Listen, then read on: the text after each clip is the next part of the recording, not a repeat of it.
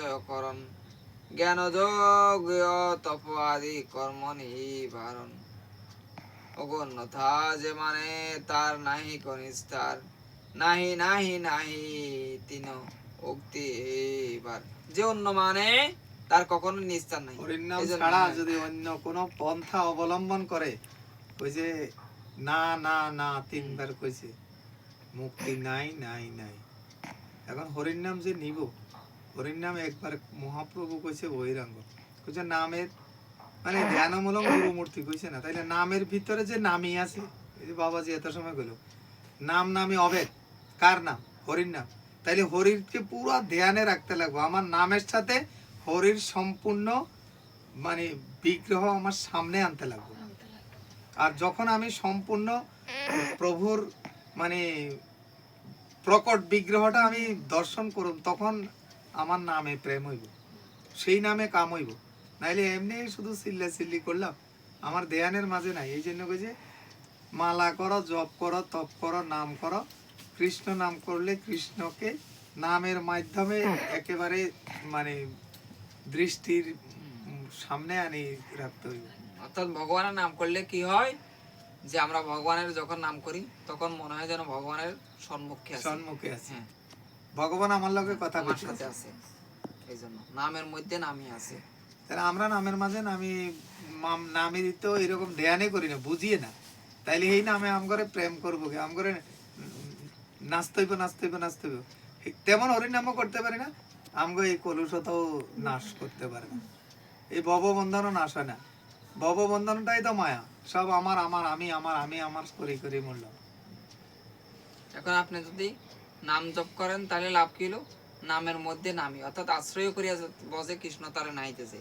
এই যে যে ভগবানের নামকে আশ্রয় করে, ভগবান তাকে নিরাশ্রয় করে না। তার প্রমাণ হরিদাস ঠাকুর কি করতেছে, হরিদাস ঠাকুরকে নামের আচার্য বলছে। তো উনি যে হরির নামকে কতবার জপ করতেন, 3 লক্ষ হরির নাম করতেন নিত্য।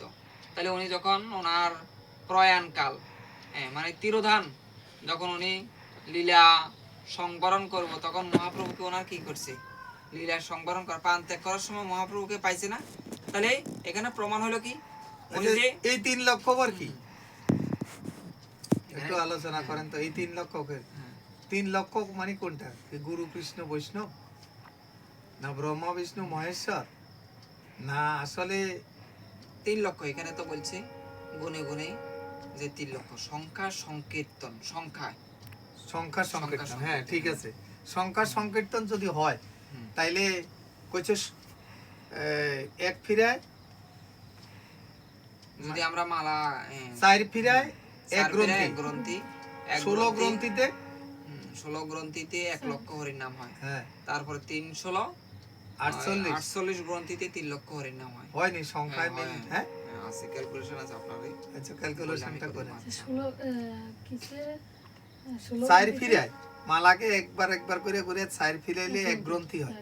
তে 4 ফিরা করে 4 16 48 বার যদি ঘুরায় তাইলে 1 লক্ষ হয়। 48 বার, তাইলে 48 48 কত হয়েছে, 80, 8 দুগুণে 16, 96 বারে 47 গ্রন্থি করলে হয়ে যায়। 47 যখন গ্রন্থি মালা আপনি জপ করবেন তখন পূর্ণ 3 লক্ষ হরির নাম হয়, পুরা মানে 48 গ্রন্থি লাগে না। তো এখানে আমি যে কথাটা বলতেছিলাম, এই যে হরিদাস ঠাকুর কি করছে, প্রত্যাহ 3 লক্ষ হরির নাম জপ করতে, হরিনাম জপ করার সাথে বলছে কি, নাম নামই অভেদ, নিজ সর্বশক্তি স্তুতার পিতার নিয়মিত স্মরণকাল, অর্থাৎ নামের মধ্যে নামই আছে।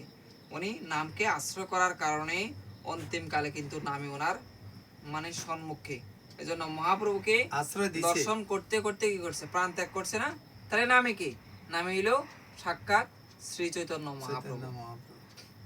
এই জন্য বলছে নামের মধ্যে নামই আছে, আশ্রয় করিয়া বজে আশ্রয় করছে কৃষ্ণ তারে নাহিতেছে। তাহলে আমি আশ্রয় ভগবানকে করার কারণে অবশ্যই ভগবান আমাকে অন্তিম কালে দর্শন দিছে, কৃপা করছে। আমি বাইকে আশ্রয় করছি, এর লেগে লঙ্কা আইতে পারছি। তাইলে হরিদাস সম্পূর্ণ রূপে মানে প্রভুর উপরে আশ্রিত হয়ে গেছে কি, যে তুমি আমাকে নাও কোলে, নাইলে কিন্তু আমি যাইতে পারব না, তুমি আমার মানে যাওয়ার মানে সাধন হও।